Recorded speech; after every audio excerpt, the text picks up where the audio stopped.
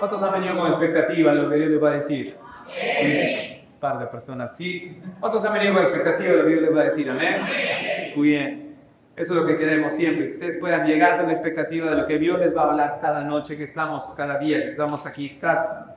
Y creo que hay que continuar porque estamos hablando del Sermón del Monte, ¿cierto? Estamos desarrollando el Sermón del Monte, este mensaje increíble que Jesús predicó justamente en la ladera de una montaña. Y este mensaje ocupa temas realmente importantes. Realmente el Sermón del Monte nos va a tomar muchos domingos, pero saben, lo vamos a disfrutar porque nos va a hablar de todo. ¿Estamos? Todos los temas que podamos pensar, el Sermón del Monte los va a tratar y nos van a ayudar mucho. Pero lo que ya hemos visto es una serie de enseñanzas que Jesús me empezó a dar en este Sermón del Monte. Y empezamos con las bienaventuranzas. Las semanas anteriores hablamos de lo que eran las bienaventuranzas, cómo se dividían en dos grupos y lo que era el ser bienaventurado. Diga conmigo, soy bienaventurado.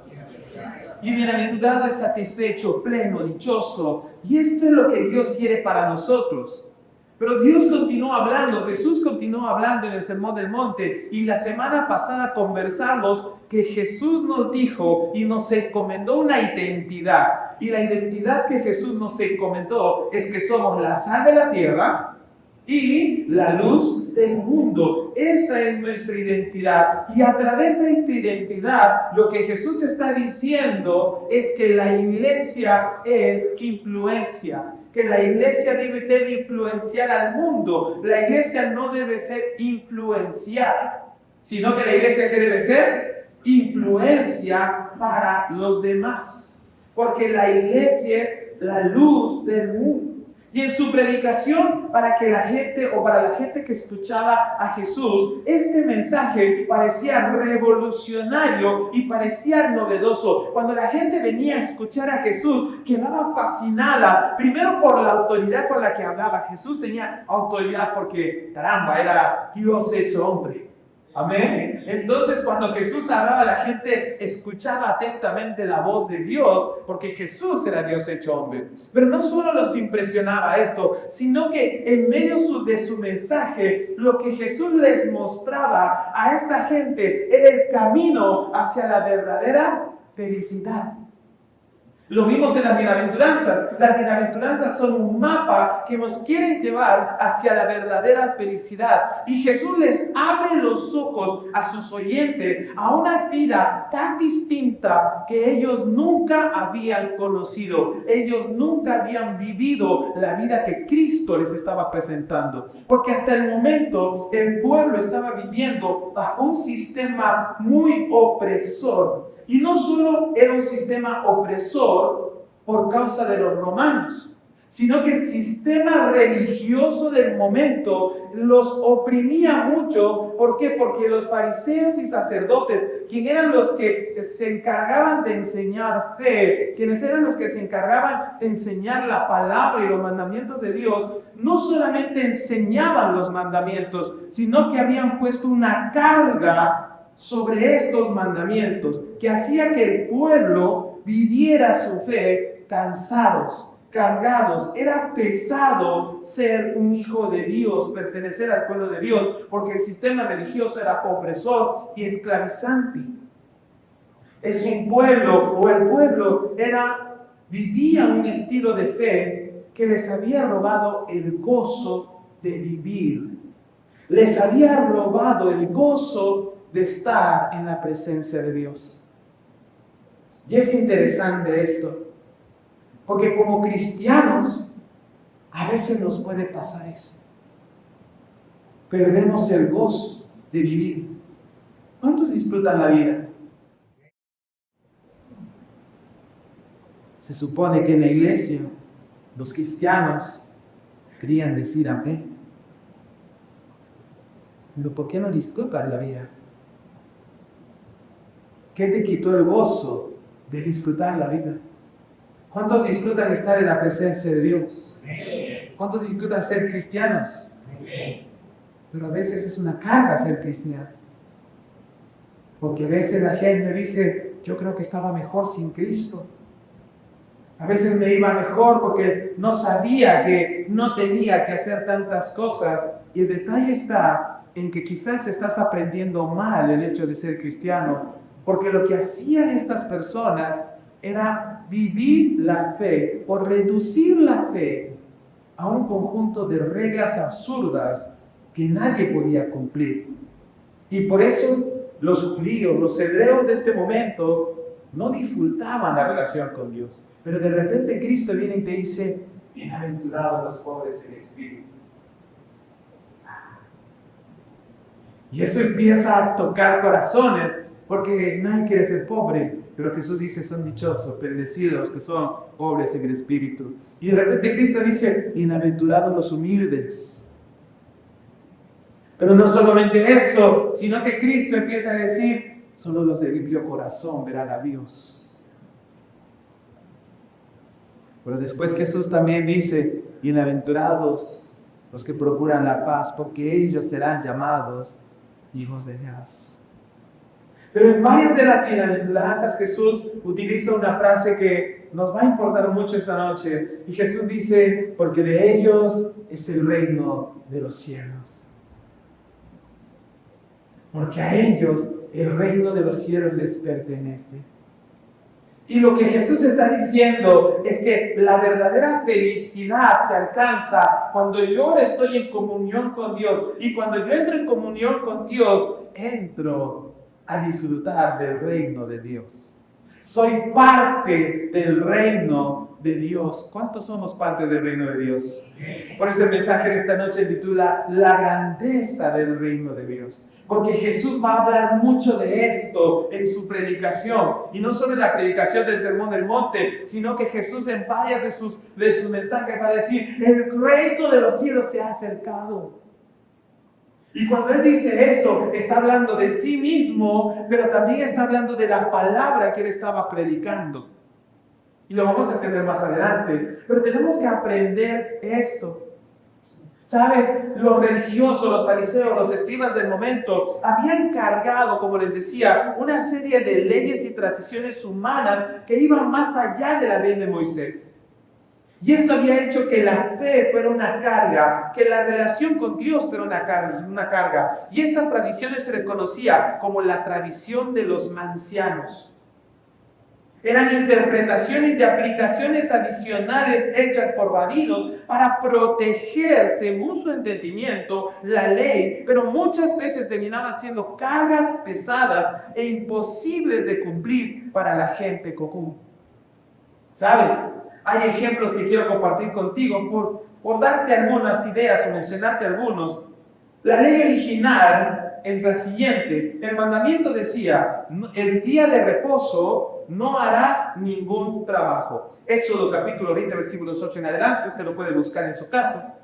Lo que los líderes religiosos le añadieron a este mandato fue que definieron 39 categorías de trabajo prohibido que no se podía hacer el día de reposo. Dios dijo, el mandato fue, el día de reposo no trabajes. ¿Amén? ¿Cuál era el día de reposo? El sábado. Y el sábado Dios dijo, descansa. ¿Por qué? Porque cuando Dios creó, Él descansó ese día. Entonces dijo, será mandamiento perpetuo para ustedes y todas sus generaciones que el día de reposo no se trabaja. Cuando habla de no trabajar, significa que no harás la labor sobre la cual tú trabajas. Tu trabajo no lo vas a hacer el día de reposo. Nada más. Eso es todo lo que les digo. O sea, si tú quieres, ese día podías levantarte y visitar a tu familia. No pasa nada. Si ese día querías preparar una parrillita y comer algo distinto, lo podías hacer, ¿sí o no? Porque era un día de descanso. Pero los fariseos y los escribas le añadieron 39 categorías de trabajo prohibido. Por ejemplo, no podías ni atar ni desatar un nudo ese día. O sea, si te amarrabas mal los zapatos, no te podías amarrar los zapatos ese día. Estaba prohibido porque eso se consideraba un trabajo. Ese día no podías cargar objetos, ninguno. O sea, no podías llevar tu Biblia, porque eso se consideraba un trabajo. ¿Qué más? No podías escribir más de 2 letras, porque ya se convertía en un trabajo. O sea, prohibido escribir. Ese ya no se hacía tareas. ¿Ok? ¿Y qué más? Por ejemplo, no podías caminar más de cierta distancia. Caminabas más de 20 metros, ya estás trabajando. Mi pregunta es, ¿eso es lo que Dios ordenó? Pero te das cuenta cómo los hombres a veces ponemos una carga adicional sobre lo que Dios dice. Porque a nosotros nos parece que así debe ser. Eso es lo que sí. Otro ejemplo, la ley original decía que solo los sacerdotes debían lavarse ritualmente las manos antes de entrar en el tabernáculo y ellos mismos. Éxodo capítulo 30, Éxodo capítulo 30, versículo 17 en adelante. Lo pueden leer en casa. El ritual de lavamiento de los sacerdotes. Pero lo que los líderes añadieron fue que todos los judíos, todos los hebreos, se lavaron las manos de cierta manera antes de comer para evitar la impureza ritual. ¿Y sabes qué le añadieron? Que el lavado debería ser muy específico, con reglas detalladas como por ejemplo de cuánta agua podían usar. No podías usar mucha agua. Si usabas demasiado, habías transgredido la ley. Si usabas menos agua, no estabas limpio totalmente. Tenía que ser exacto. Le añadieron una carga. Pero tampoco podías rociar el agua de cualquier manera. Tenía su estilacho, así como el de la sal. Pero ahí, manito. Tenías que tener una forma de echar el agua para que fuera real, ritualmente correcto. Mi pregunta es, ¿y Dios dijo eso? Es como cuando yo les pregunto a la gente, es que, o digo a veces, ¿no? Es que la Biblia dice, al que madruga, Dios le ayuda. Y hay gente que me dice, amén, pastor, sí, gloria a Dios. ¿Dónde dice eso en la Biblia? ¿Alguien ha leído eso alguna vez en la Biblia? Pero a veces creemos que hay cosas que Dios dijo, pero que Dios nunca dijo. Y las creemos porque alguien dijo. El otro día estaba viendo unos videos en TikTok y de repente me salieron 2 pastores de Centroamérica. Y empezaron a hablar y el hombre hablaba cualquier cosa. Y tenía como cientos y miles de likes, cientos de miles de reproducciones. Yo asumo que la gente lo reproduce y le da like porque es gracioso. Pero yo tengo una pregunta, ¿cuántas de esas personas creerán realmente esa mentira? ¿Me entienden? Entonces, tenemos que tener cuidado de cómo estamos aprendiendo las cosas. Porque eso es lo que hacían los fariseos, los escribas. Y por eso Jesús, cuando habla con ellos, les dice, fariseos hipócritas. Porque la carga que ellos ponían sobre el pueblo, ni siquiera ellos mismos la podían llevar. Los fariseos se preocupaban por cómo lavarse las manos, pero se permitían a ellos toda clase de pensamientos impuros y actos impuros. Y por eso Jesús les dice, hipócritas. Por eso cuando Jesús va al estanque de Betesda y sana al que estaba allí por más de 38 años, 39 años, estaba allí, este hombre que estuvo allí paralítico, Jesús lo sana y le dice, toma tu lecho y vete. Y el joven toma su lecho y anda. Y los fariseos se le acercan y le dicen, ¿por qué estás haciendo eso si es día de reposo? Porque a eso se le consideraba un trabajo. ¿Dios dijo eso? No, y por eso la acusaban a Jesús. Y Jesús voltea y le dice, hipócritas, ¿no se le permite hacer el bien a alguien en día de reposo? ¿Me dejo entender? Habían agregado una carga, lo cual hacía que la gente no disfrutara de vivir la relación con Dios. Esas cargas alejaban a las personas de Dios. Así que cuando Jesús aparece en la escena y comienza a hablarles de dicha, de alegría, de bienaventuranza, de plenitud, de felicidad. Su mensaje era un refresco para los oídos, pero también el corazón de las personas. Mi pregunta es, cada vez que tú escuchas el mensaje de Dios, ¿qué eres para ti? ¿Una carga? Es un refresco, es ánimo, es un disfrute, porque es palabra de Dios. Y esta gente empezó a escuchar eso. Pero ¿sabes? Jesús no solo les dijo, les empezó a dar paz a través de sus palabras, a través de la bienaventuranza, sino que Jesús le dice, mira, la relación con Dios es tan hermosa que cuando tú le empiezas, que esta relación te da una identidad nueva. Y ahí es donde Jesús dice, ustedes son la sal de la tierra y son la luz del mundo, una identidad nueva. Dile al que está a tu lado, tú tienes una nueva identidad. Tenemos una nueva identidad en Jesús. Es que somos la sal de la tierra y somos la luz del mundo. La iglesia, hermanos, es el sabor de la tierra. Pero ¿sabes cuál es el sabor de la iglesia? La iglesia le da sabor de Dios al mundo.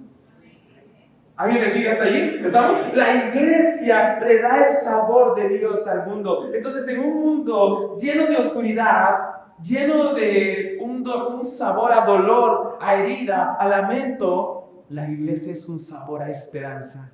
La iglesia es un sabor a fe. La iglesia es un sabor a felicidad. La iglesia es un sabor a dicha, a paz.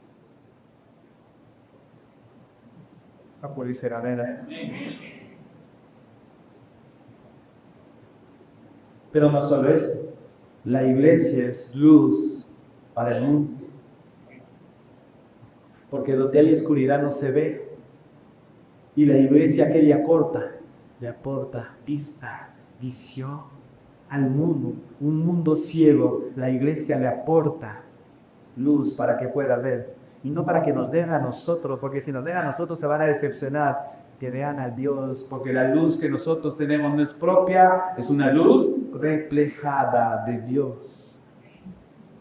Mientras más tiempo pasemos con Dios, más vamos a brillar con la luz de Dios. ¿No te has dado cuenta que cuando conversas con alguien que realmente pasa tiempo con Dios, terminas y dices, ay, no sé por qué, pero me siento mejor? ¿Por qué? Y tiene la luz de Dios. ¿Cómo se va la gente cuando termina de hablar con nosotros? ¿Cómo se va la gente cuando termina de hablar contigo? Se va como que sí, yo estoy esperando la siguiente conversación para o sea, el evento se acabó. Por eso Jesús nos otorga una nueva identidad. Ser cristiano no es solamente una palabra. Ser hijo de Dios no solamente es una frase que soltamos, hermano. Ser hijo de Dios es una identidad. Es quién soy. Porque cuando el Espíritu Santo viene a morar en mí, no dice la Biblia que se queda ahí nomás. Dice que nos sella. Es un sello. ¿Sí me entienden? Es algo que tú no puedes borrar, es algo que lo hace oficial. Cuando tú escribes una carta y le pones un sello, ese sello le da oficialidad, le da valor a ese papel. Entonces nosotros no tenemos valor en nosotros mismos. Es cuando nosotros recibimos a Cristo y su Espíritu Santo se pone en nosotros, que somos sellados y nuestra vida se vuelve valiosa.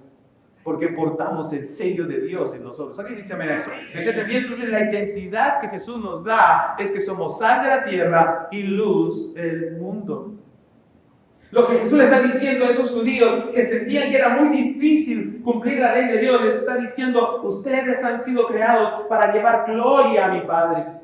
Con sus buenas acciones. Ustedes son importantes para iluminar la oscuridad de este mundo. Y eso era algo que jamás ellos habían escuchado y ni siquiera habían soñado. Pero en este punto, de verdades revolucionarias y emocionantes, Jesús introduce una afirmación aclaratoria que es importante para nosotros. En Mateo capítulo 5, versículos 17 a 20, dice la palabra de Dios lo siguiente. No malinterpreten la razón por la cual he venido. Yo no vine para abolir la ley de Moisés o los escritos de los profetas. Al contrario, dice Jesús, vine para cumplir sus propósitos. Les digo la verdad, hasta que desaparezcan el cielo y la tierra, no desaparecerá ni el más mínimo detalle de la ley de Dios hasta que su propósito se cumpla. Entonces, si no hacen caso al más insignificante mandamiento y les enseñan a los demás a hacer lo mismo, serán llamados los más insignificantes en el reino del cielo.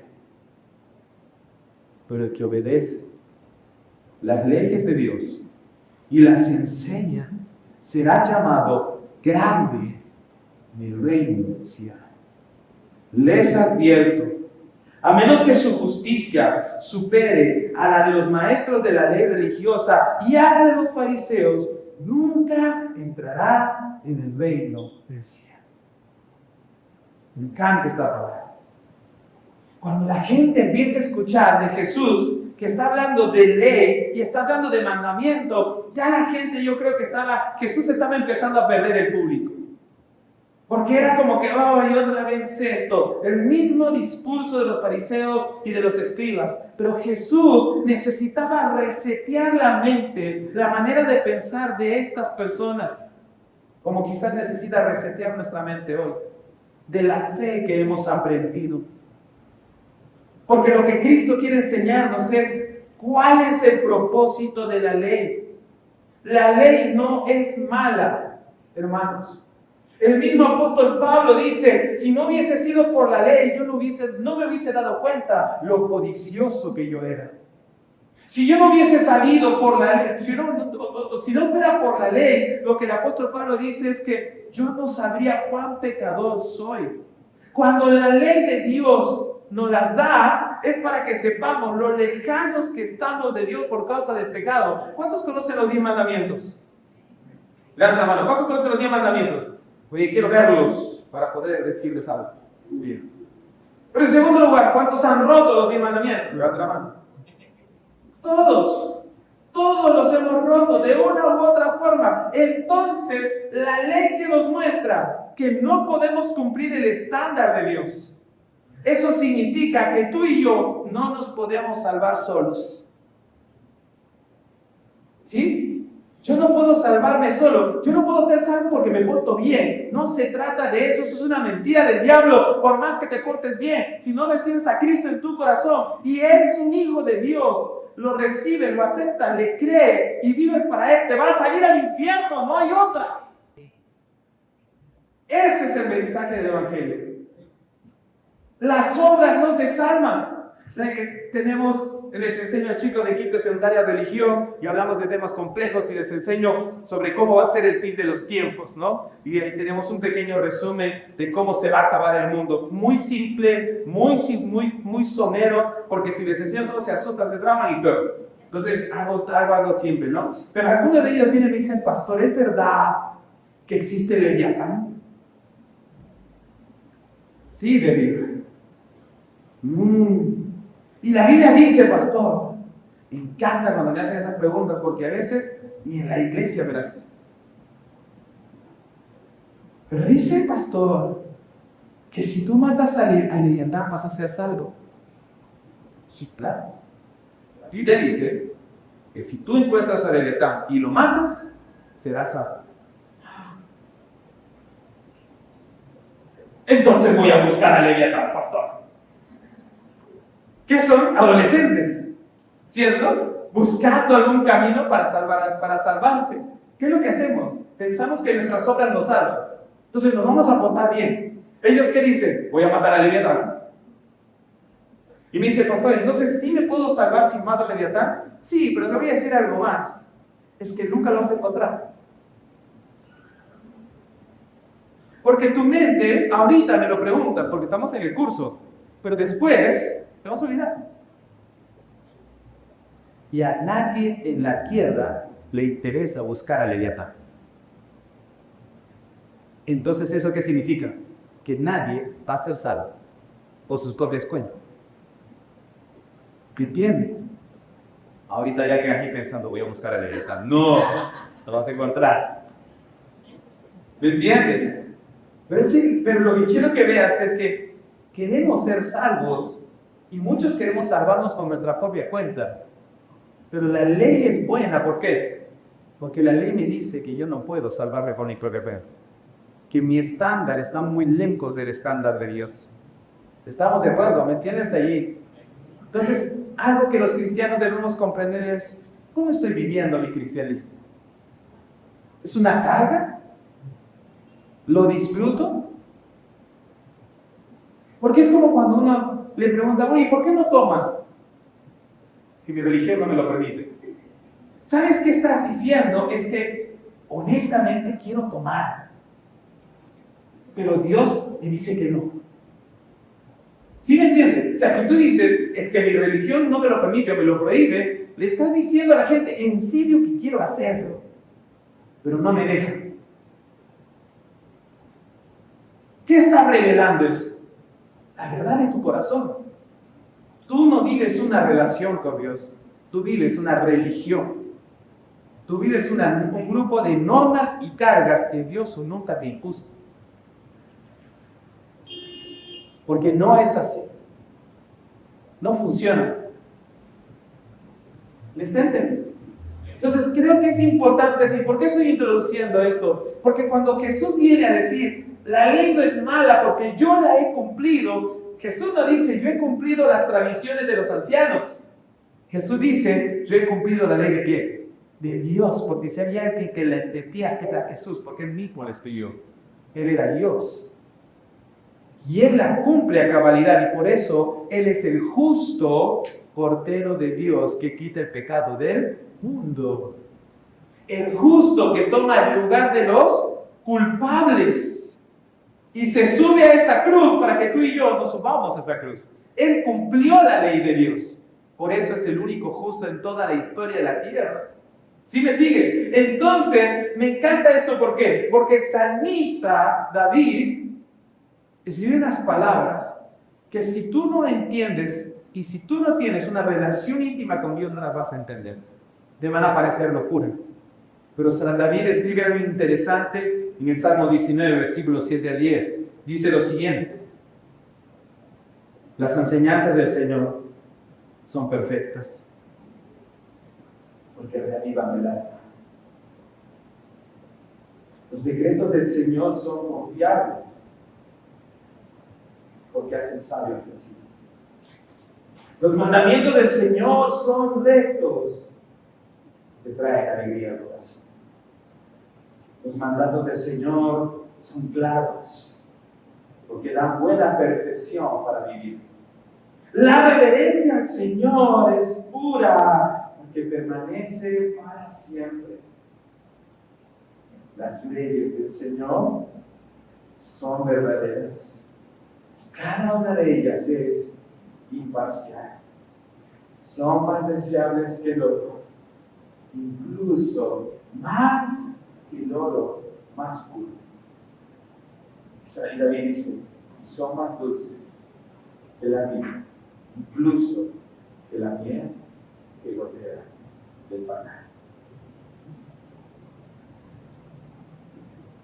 ¿Podrías decir lo mismo que dice el salmista de la ley de Dios? ¿Disfrutas de tu relación, papo?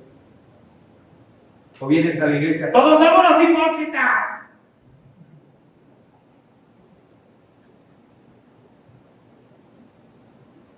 Si estás más preocupado por lo que otros dicen, es que no estás escuchando la voz correcta, porque cuando te dedicas a escuchar la voz de Dios, no hay tiempo para escuchar lo que otros dicen. No quieres escuchar lo que otros dicen. Y David decía eso: a mí no me importa lo que el mundo diga, porque las leyes de Dios son hermosas. No son una carga, las disfruto.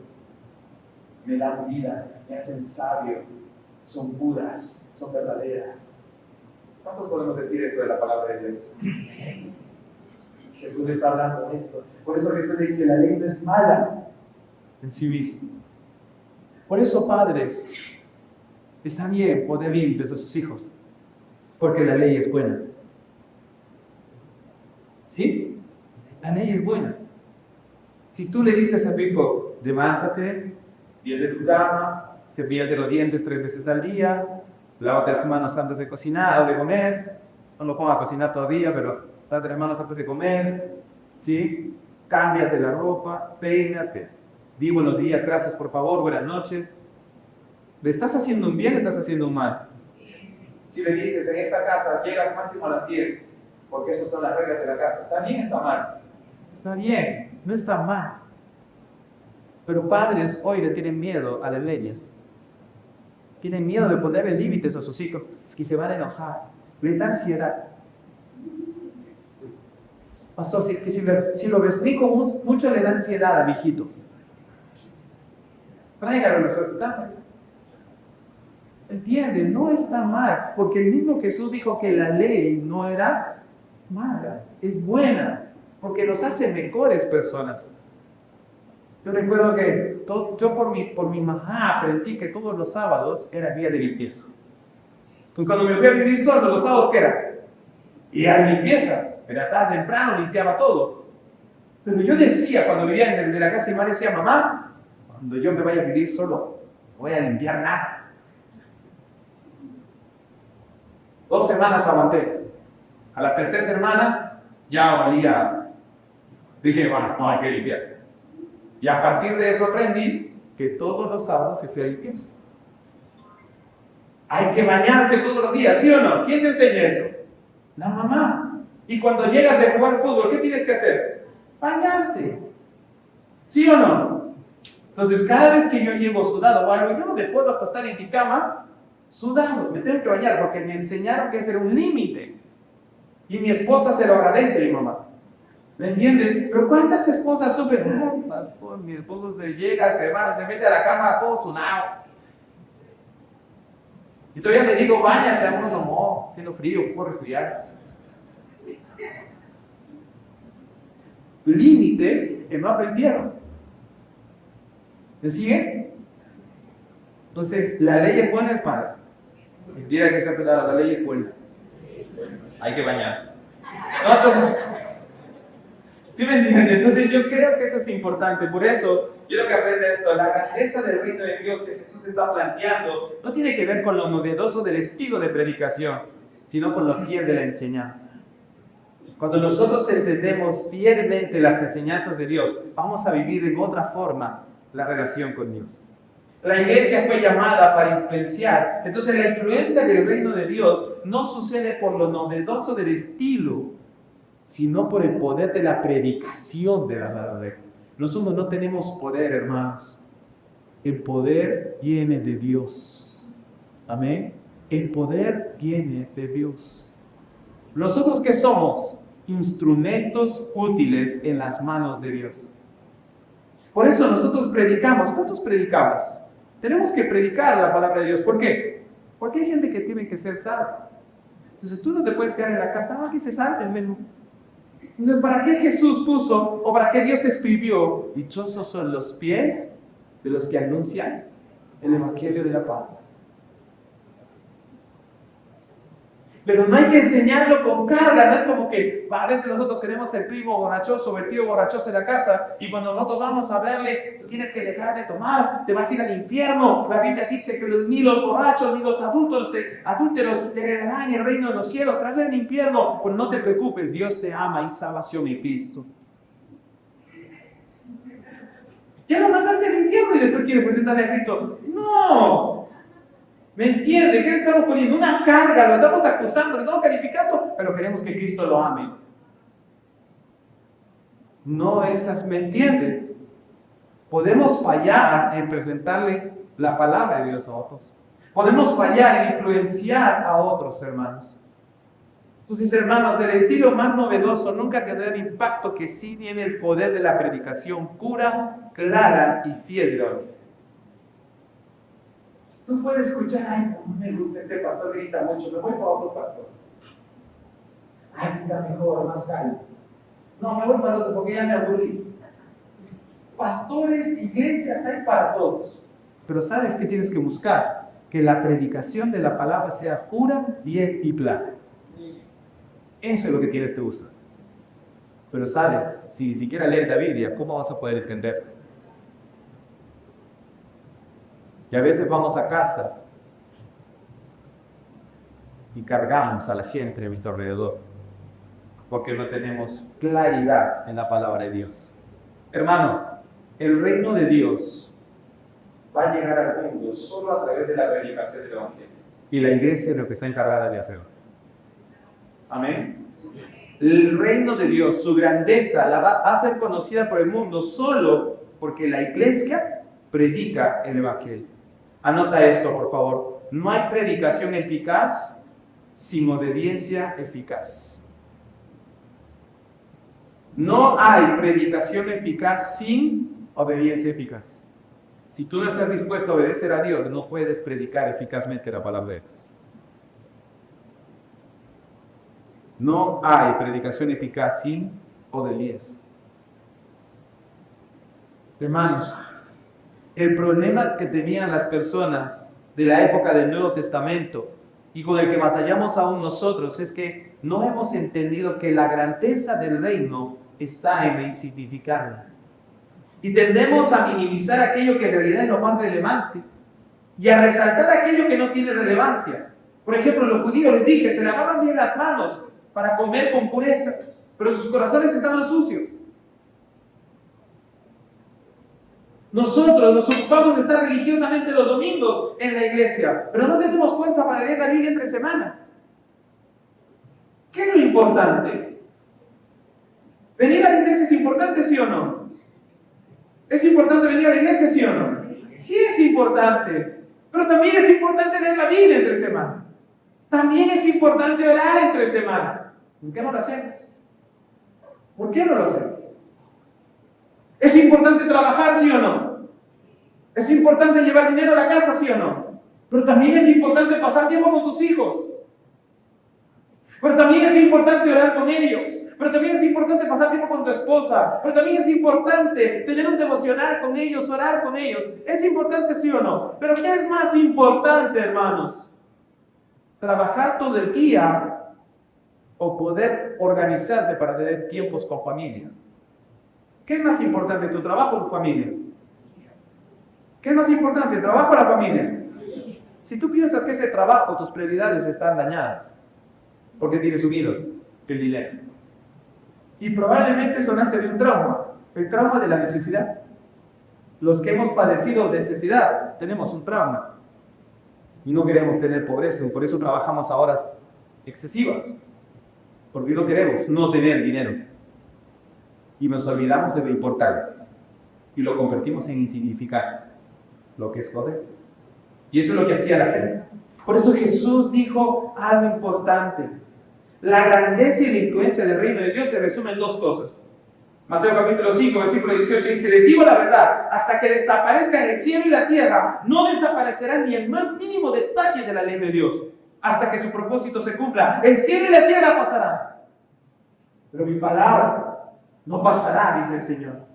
Entonces, si no hacen caso al más insignificante mandamiento y les enseñan a los demás a hacer lo mismo, serán llamados los más insignificantes en el reino del cielo. Pero el que obedece las leyes de Dios y las enseña, ¿qué dice? Obedecer y enseñar. Mira qué interesante. Esa persona será llamada grande en el reino del cielo. Hermanos, dos cosas rápidas para irnos. La grandeza y la influencia del reino de Dios se resumen en dos cosas. En primer lugar, en la enseñanza de lo insignificante.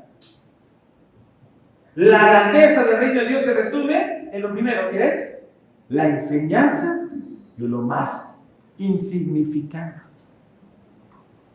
Y el apóstol Pablo lo describe muy bien para que lo entendamos. 1 Corintios capítulo 1, versículos 18 al 21 dice lo siguiente: el mensaje de la cruz es una ridiculez para los que van rumbo a la destrucción, pero nosotros, que vamos en camino a la salvación, sabemos que es el poder mismo de Dios.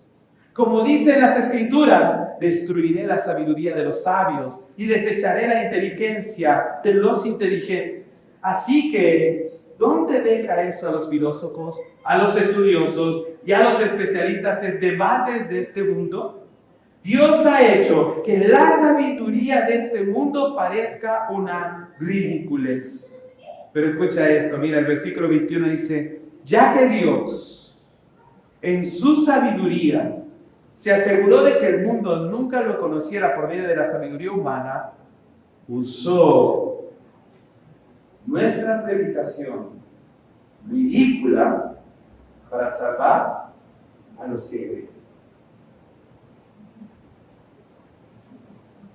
La grandeza y la influencia del reino de Dios está en la enseñanza de lo más insignificante.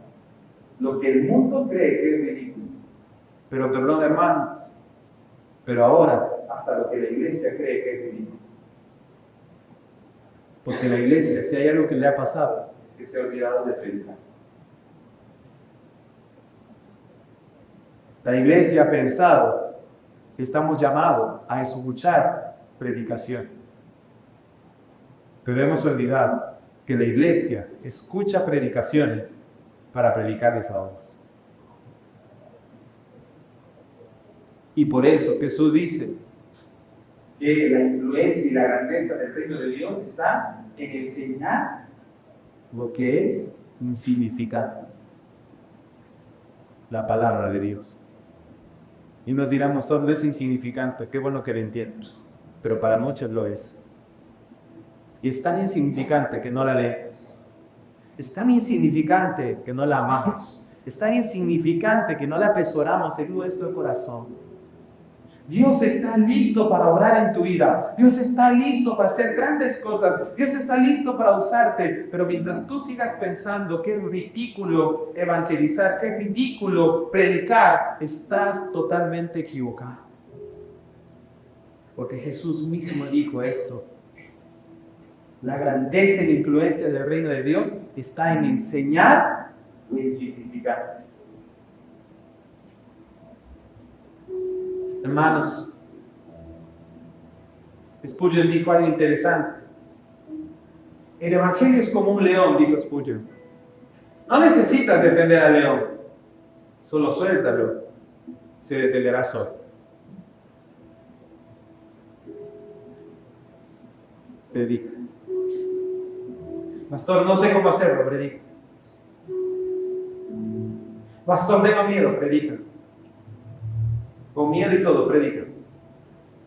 Pastor, pero es que yo no sé, yo no soy digno, predica, porque nadie lo es.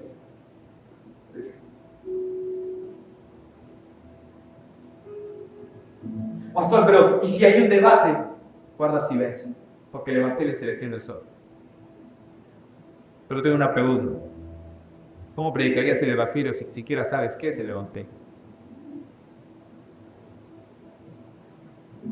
Y el hecho de que como cristianos no conozcamos qué es el evangelio, entonces lo tenemos por insignificante. Pero la grandeza y la influencia del reino de Dios se resume en la enseñanza de eso insignificante. Por eso Jesús decía, el reino de los cielos se acercaba, porque traía la presencia de Dios, pero traía la palabra de Dios para naciones. Y eso era el reino de Dios. Y lo segundo que se resume, la grandeza del reino y la influencia, es en el cumplimiento, ya no solo en la enseñanza, sino en el cumplimiento de aquello que creemos que es insignificante, de lo más insignificante. Cristo cumplió la ley en su totalidad, incluso hasta la parte más pequeña. En Cristo se cumplen más de 200 profecías, hermano.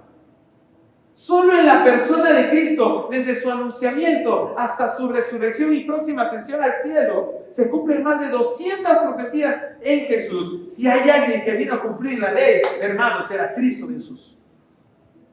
Y no solo vino a cumplirla, la obedeció, se sujetó a ella y la cumplió cada parte.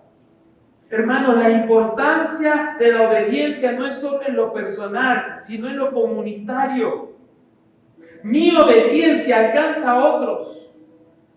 La importancia de la obediencia no es que algo solo cuenta o solo es para beneficio personal, sino que somos cartas abiertas que otros leen y somos ejemplos para otros.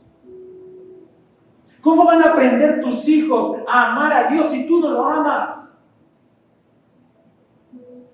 ¿Cómo van a aprender tus hijos a orar si no te ven orar a ti? ¿Cómo te van a entender los chicos lo importante de la palabra de Dios si no es importante para nosotros los adultos? ¿Cómo va a ser importante para tus hijos, para los jóvenes de la iglesia en sí misma, el congregar, si para nosotros no lo es? Si que el domingo, por cualquier cosa, cambiamos la iglesia. Pero después estás viniendo, pastor, ore porque el hijo ya no quiere venir a la iglesia. Pero es que si tú le enseñaste que la iglesia era algo reemplazable, algo a lo que podemos faltar, entonces es importante, porque es insignificante. ¿Cómo podemos enseñarles a nuestra familia, darles testimonio de que amamos a Dios, si cuando la familia nos viene a visitar los domingos, 9:30 de la mañana, tú tienes dos opciones: quedarte con ellos y tomar desayuno, y escribir, pastor, no fui porque me llegó visita. ¿Sabes por qué te digo yo como pastor? Ok, hermano, te entiendo. Porque si el pastor te dice, hermano, eso estuvo mal, usted tiene que venir a la iglesia, usted tiene que congregar fielmente, se molestó. No, sí, o sea, uno va a la iglesia y la iglesia se enoja. Te agradezca que le estoy avisando. Y se pone estrellas todavía. Entonces, ¿qué ha aprendido con el tiempo? A decir, ok, hermano, te entiendo. Porque siempre hay excusa para llegar tarde o para faltar. Pero eso le enseñas a tus hijos. Y eso le enseñas a tu familia. La familia que te vino a visitar, dice, para ellos la iglesia es reemplazable. Pero si llegan a tu casa a 9:30 de la mañana y tú les dices, sabes, yo he tomado una decisión. Yo en mi casa serviremos al Señor. Y los domingos, en esta casa y en esta familia se va a la iglesia. ¿Quiere? Vamos. ¿No quiere? La casa es suya. Y casa es tu casa. Pero yo me voy a la iglesia para mí. Mi obediencia incluye a otros. Que les enseñe quién es lo primero en mi vida. Por eso, el apóstol Pablo escribe algo que marca nuestro corazón en 2 de Corintios, capítulo 3, versículo 12 en adelante, dice: quiero que lo entiendas y lo leamos con el espíritu correcto, porque con el espíritu incorrecto no lo vas a entender. Así es que, si estás medio dormido, despierta. Porque quiero que entendamos bien esta parte. Dice la palabra: la única carta de recomendación que necesitamos son ustedes mismos. Sus vidas son una carta escrita en nuestro corazón. Todos pueden leerla y reconocer el buen trabajo que hicimos entre ustedes. Es evidente que son una carta de Cristo, que muestra el resultado de nuestro ministerio entre ustedes. Esta carta, escribe Pablo, no está escrita con pluma y tinta, sino el Espíritu del Dios viviente. No está tallada en tablas de piedra, no.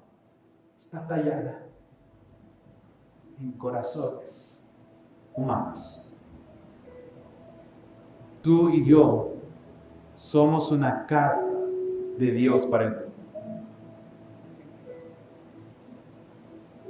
¿Qué está leyendo el mundo a través de nosotros?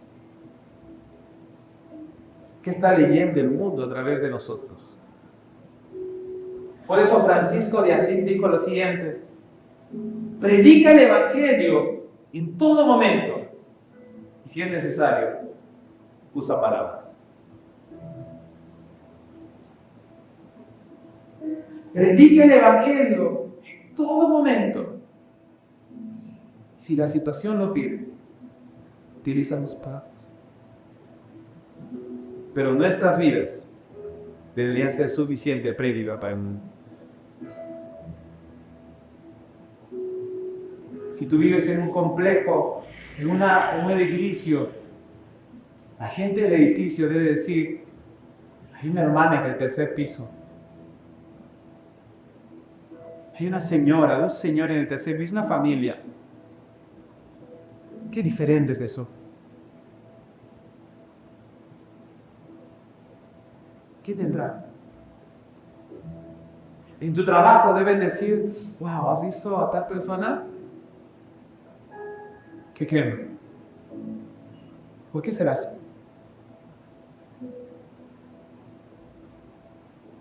Pero ¿sabes? Para algunos eso es una ridiculez.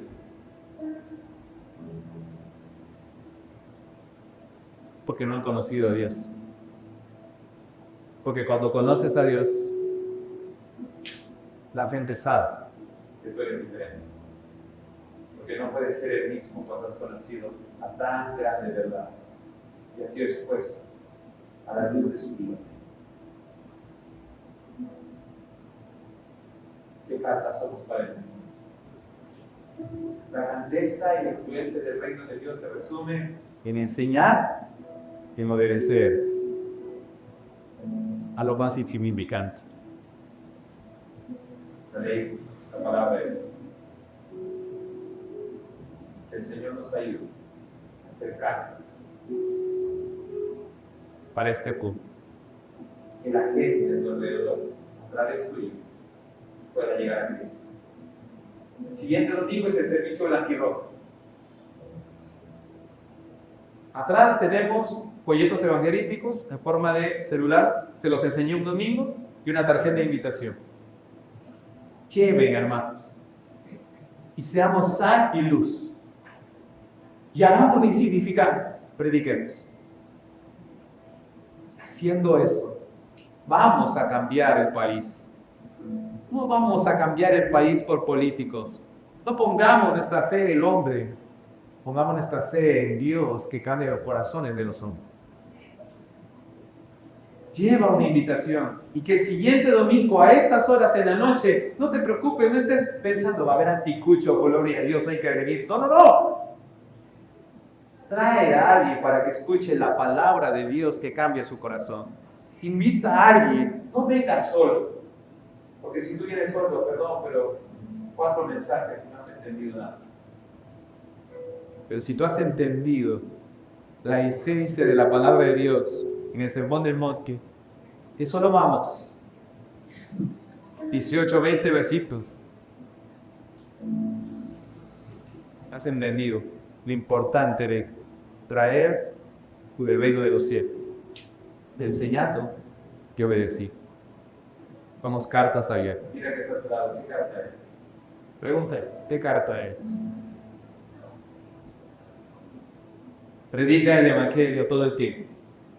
Y a veces usa tus palabras. Nos conocemos de días. Vamos a orar.